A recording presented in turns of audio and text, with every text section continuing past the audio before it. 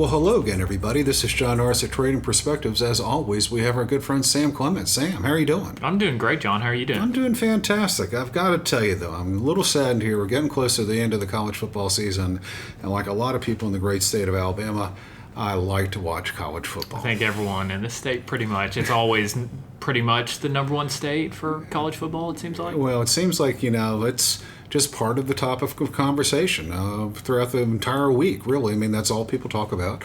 And obviously, no surprise after last week's championship weekend, I guess you should say, and the choosing of the 4 teams in the college football playoff, there's been a lot of talk in Alabama and a lot of talk around the country.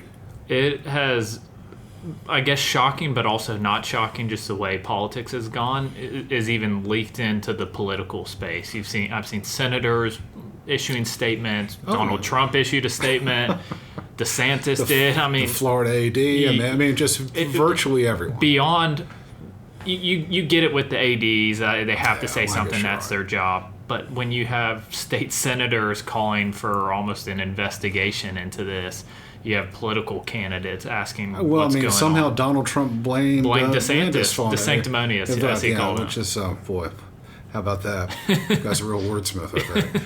And watching it, and I watched a lot of college football. As you well know, my wife was out of town last weekend visiting her family up in Virginia. I couldn't make it for a variety of different reasons, but it was a rainy day in Birmingham, Alabama, so nothing better else to do except for watch football. Watched the SEC championship. I watched a little bit of the Big Ten championship. I watched a little bit of the Big 12 championship, and I watched the entire ACC championship. And that's almost painful knowing how some of those games were. Well, I got to tell you, Sam, I went to school in the ACC, and I can sometimes be a little bit of a homer when it comes to that. Kind of want a little home conference pride, although I live in the Deep South. And I got to tell you, might offend some people listening in Florida and elsewhere, that might have been one of the worst football games I've ever seen. That's what I've heard. I didn't watch any of it. As you know, I didn't really watch much of any of the games this week and didn't really have much of an interest in it. After the Iron Bowl, I guess. After the Iron Bowl, you gave up football for good. It's kind of nice the football season's almost over.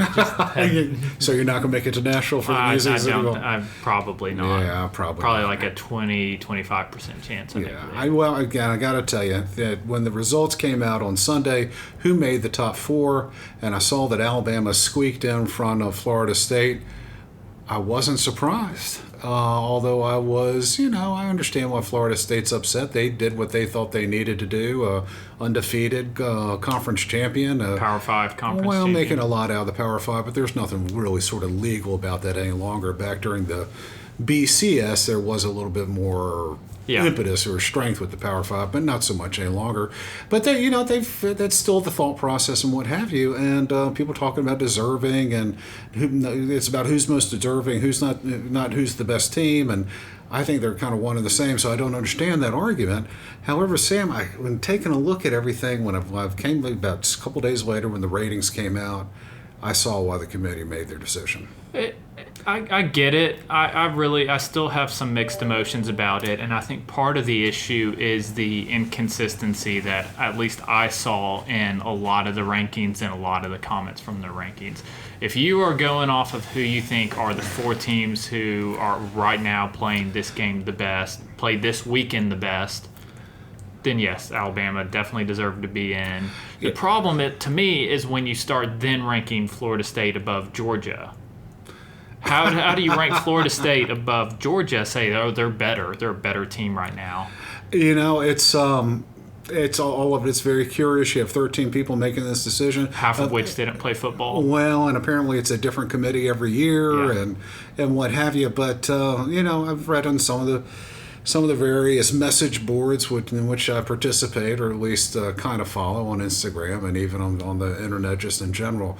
And one of the things I noticed is people kept on talking about the money. I mean, the committee's just following the money. And I was thinking to myself, Florida has more people than the state of Alabama. That doesn't make any sense. Florida State's a pretty big school. Why is this all about money? It seemed to be, and then all of a sudden I looked at those ratings. Yeah. The SEC championship rating had the second highest television viewership in the entire college football season, behind only the big game, or the game, I think they call it, between OSU and Michigan. The one that they played this year. It was over 17 million. It was like 17,500,000 people around the country watched this game between two schools from the Deep South play football. Mm-hmm. Conversely, while it was a higher viewership than it was the previous year, the ACC championship, which is during prime time, ACC championship drew 7,030,000 on average. That's a huge gap. A huge gap. And people would like to say college athletics is not about the money. It's always about the money. It's always about the money. So we're looking at a school that has the potential to draw, if I'm on the committee, a lot more people, a lot more eyeballs to the game, meaning that someone's going to make a lot more money. Probably the advertisers, maybe at the channels or the networks or what have you. There's a lot of pressure to put in the best teams for in order to make sure they've got the best games and the biggest advertising dollars. You might say, well, if the NCAA is not going to get it, the networks are. Well, guess what? The next time that contract comes up, hey, you drew this, you drew this, you drew this. Give me a little something on the other side. It just reminds me of what's the saying for the SEC? It's just different. Yeah, it's just different. It makes more money. Yeah. It's just money. It basically is. It's very true. It's just different. I mean, I would put, and I'm biased, put the Iron Bowl above the Ohio State-Michigan game on an average year in terms of a bigger deal and a better rivalry to me. But this was a not great Auburn team, and it was still by far the second most viewed game of the year, only behind the one that you mentioned. So people, almost no matter what, it could be 2, 3, and 8 teams going against each other, and it's just different. You talked about it. People down here, Birmingham's always, if not the biggest, one of the biggest markets for just viewership of college football in general. People love it. And it's independent of how the record has been. It's that one day marked on the calendar each year. Well, it's you do have to feel a little bit sorry for some of those Florida State fans, although a team from my state got in, and I'm not upset about that. I'm telling you that just comparing the games, and I watched the Iron Bowl, every snap of it. I think I watched just about every snap of the the SEC championship and the ACC championship, for that matter, and just the amount of excitement that was in Jordan-Hare. And I think you went to the game. Yeah, I was there. My son, who was there, is a senior down there, said the atmosphere was just out of this world. It's second to none. And it came across on the TV. I mean, it seemed exciting. Yeah. And actually, Alabama probably should have beaten Auburn worse than they did, but it wasn't like Alabama gave them the game. No. They actually played pretty well. Auburn just played above themselves. Played a very, very good game. And so it's actually a pretty good game up until the sloppy last 90 seconds or so.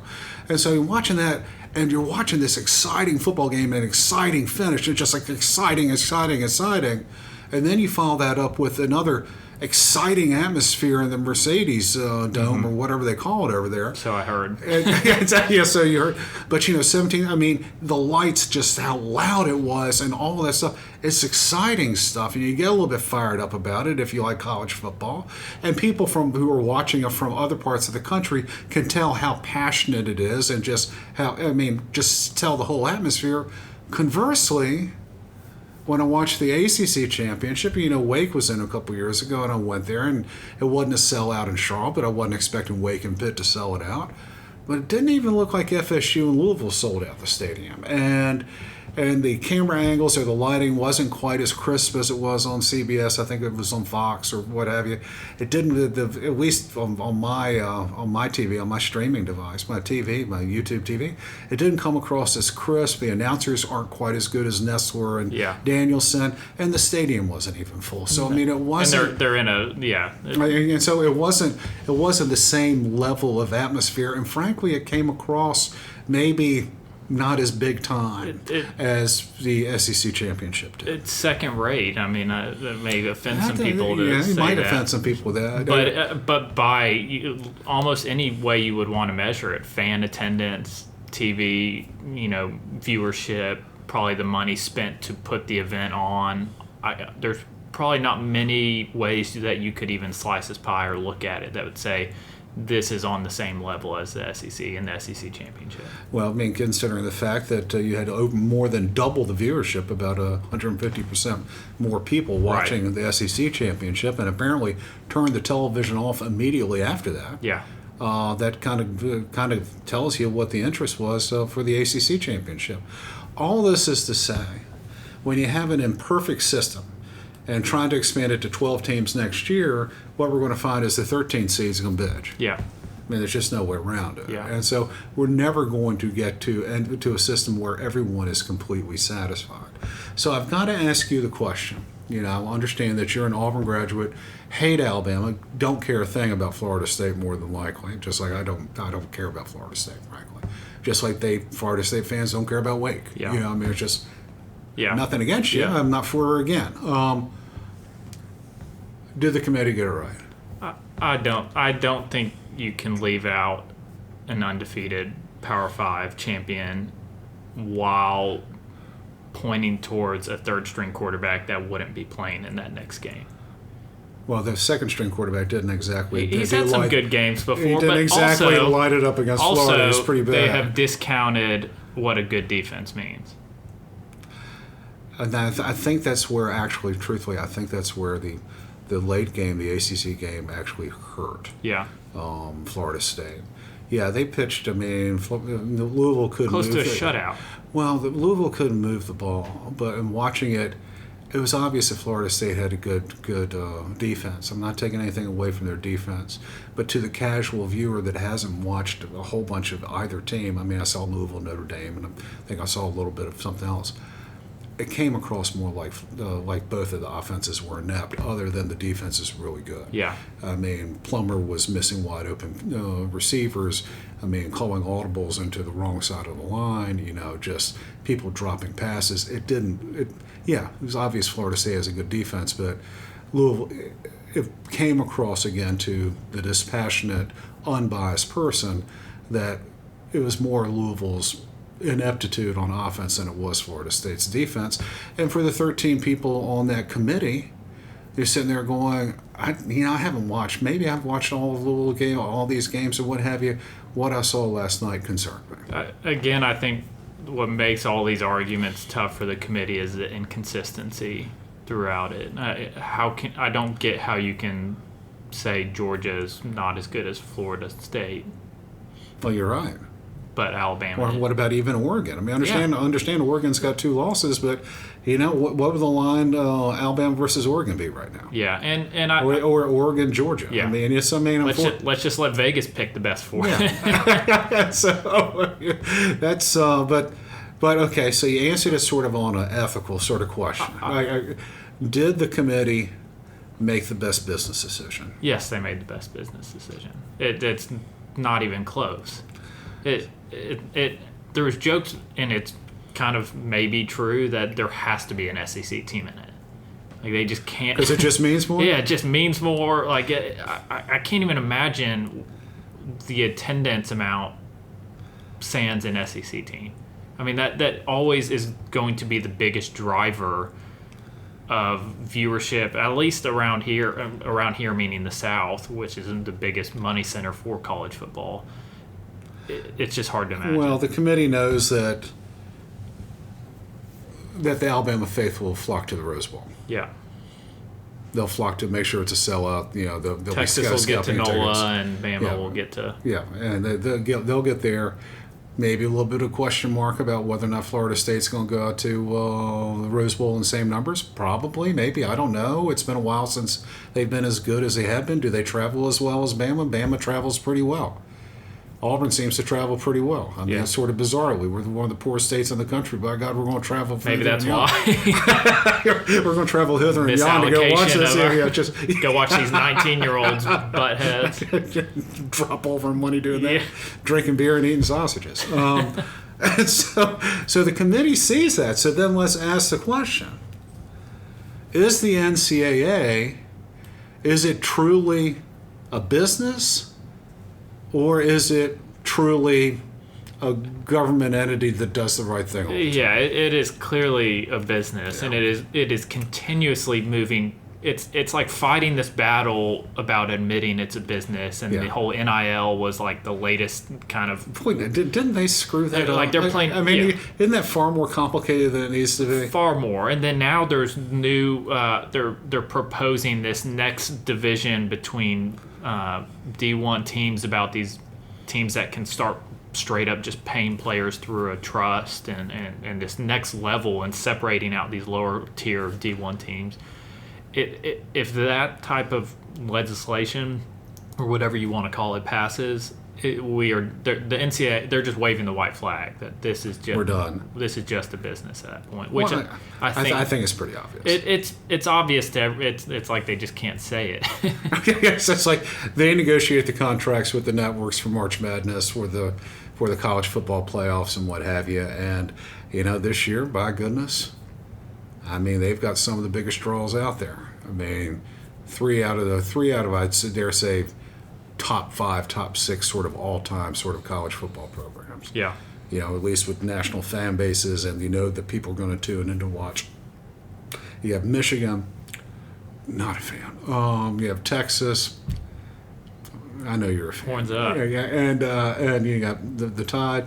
Washington, a lot of people living around the Seattle area, people are kind of fired up. It's not historically the same level, I think, with those other programs. No. But it's still... It's a legitimate good program it's a legitimate, with history. And, I mean, it's a little bit different than a few years ago, UCF or even TCU last year. And, I mean, do you think maybe the TCU debacle last year was kind of playing on the minds of the committee? I think so. Albeit the fact that they, beat a team in the playoffs last year. They didn't just get blown out. What are you talking? So why not turn the game off at half? What are you talking about? They slaughtered. Well, the second game, they made it to the championship. Yeah, I got you. Yeah, but it was such a bad game that it almost. I think people forgot that they played well against and beat a team that was supposed to beat them. So going back to the economics of it. I think we're both in agreement that the committee made the right decision in terms of choosing Alabama over FSU. Yeah. Now the question is, should there be just an admittance by the NCAA that it doesn't matter if you won your conference. It doesn't matter if you're undefeated. It doesn't matter all that stuff. If we can legitimately find the top 4, make an argument for the top 4 people that I know will maximize our revenue, then we're going to choose those people. Yeah, I think they are probably very glad that this is the last year of a 14 playoff because you're kind of drawing the line, going from 2 teams to 4. Okay, there could be 3 undefeated teams, and you really have to, kind of screw someone over. 4, it's always, I think, been at least 1 team with a loss, and you start to have this fine line. But once you get to 12, an FSU, a Power 5 undefeated, is always going to get in a 12 team. Even a UCF. And the way they're planning on doing it, even a Liberty. I think Liberty would have this year. It loosens it to where you could have just played better. Yeah. You can at least point to that going after this year. Florida State, yes, you can talk about playing better, but you can't talk about winning. You can't talk about winning more. Yeah. You can't win anymore. Well, if you're the number 13 team next year, you probably have 2 losses. If I had to guess. Probably. You can say if you didn't lose. Unless you're LSU, then you can have up to 5. Yeah. Or if you're Bama, you can have 6. Yeah. You can 6 and 6. 6 and 6. Number 10 Alabama. National championships with worse records than that. So I think they would definitely say they should be in. But no, you get what I'm saying. There's always going to be at that point. If you're 13 and you're arguing that you got screwed and didn't get in, it's like, hey, just lose one less game. Yeah, you're 13. You controlled it. You're 13. You weren't going to beat below. Okay, yeah. I'm sorry. Yeah. I mean, you just weren't going to do it. So I think you're probably right. And, for all the angst, for all the discussion, all the wringing of hand and gnashing of teeth, was this the 8th or 9th year for this? It's shocking every time I hear that how long it's been around for a while. I think 14. Well, I don't know when they started the BCS, but the CFP, I forget when exactly it was. I think Auburn, Florida State was the last one that was BCS. Yeah, so it's been a while. Yeah, that was 13. Yeah, 14. so it's been around for a while. And so this is the first time, I think, when there's really been a clear-cut, this sucks. Yeah. I mean, truthfully, UCF going undefeated that year, it's like, I hear you guys, but come on. The only people who thought that sucked were UCF fans. Yeah, and there have been other times I think at TCU felt like they got screwed. Some other time went, hey, come on, guys. I mean, come on. This is the only time. And if you think about that all over all the years, as much as it hurts for FSU and even ACC fans, it's not a bad track record that this is really the first time we've really had something like this, but it was also an unusual going into the last weekend. And I am certain that there are people that are on that committee going, this sucks. Yeah. I mean, this sucks because there's no way, no matter what happened last Saturday, someone wasn't going to get pissed. Yeah, I'm sure they were kind of hoping just that absolutely Florida State would lose. Yeah, I'm sure they were, and Louisville tried to let them. Yeah. I mean, Louisville let Florida State win. That's my estimation. They should have done a better job of it, and they would have got a. well, then you take a look at it, because you go, yeah, you're right. I mean, all of a sudden you had, in the top 8, you had one-loss teams. Yeah. And it was almost like a perfect storm for Bama to get in there. I mean, really. I mean, it truly was. Yeah. Are you going to tell me that Alabama's that much better than Georgia? I've watched it. They're not that much better than Georgia. Now, are you going to tell me Ohio State is worse than Florida State? Or even worse than, let's say Washington. I mean, I don't know. These are all dynamite football teams. I mean, Ohio State has one loss. It was, by 3 points? Yeah. Georgia has one loss, and it was by 3 points, and there's a lot 7. more parity this year, and I think it's because nobody has elevated themselves so much. I don't. So at the end of the day, the NCAA is a business. It is a business. And the NCAA, in coming up with this year's top 4, I think made a business decision. A good one. I think they made a very good business decision that will end up reaping the networks probably millions of dollars more in ad revenue for these games. And as a result, the next time the NCAA goes to rebid their television contract, it will be higher for it. Yep. And so, unfortunately, while we're talking about amateur athletes or quasi-amateur athletes, or I don't know what they are now, money talks. Money talks. Money talks, and that's unfortunate if you're a Florida State Seminole, fortunate if you're a Alabama Crimson Tide fan, but I know Nick Saban and other ones down Tuscaloosa are thinking, we got to go out and beat Big Blue, and no one will be talking about this any longer. Yep. All right. Well, guys, we always love to hear from you. Also, if you have any comments or questions, please, by all means, let us know. You can always drop us a line at tradingperspectives@oakworth.com, or you can leave us a review on the podcast outlet of your choice. As always, if you're interested in reading more or hearing more of what we have to say or what we think, you can always go to oakworth.com, take a look underneath the Thought Leadership tab, and find links to all kinds of exciting information, including previous episodes of Trading Perspectives, links to our blog /newsletter, Common Sense, as well as link to our magazine. It comes out on a quarterly basis, but all kinds of exciting information there called Macro and Market. Anything else you got today for us? That's all I got. All right. All right. That's all I've got today, too. Y'all take care.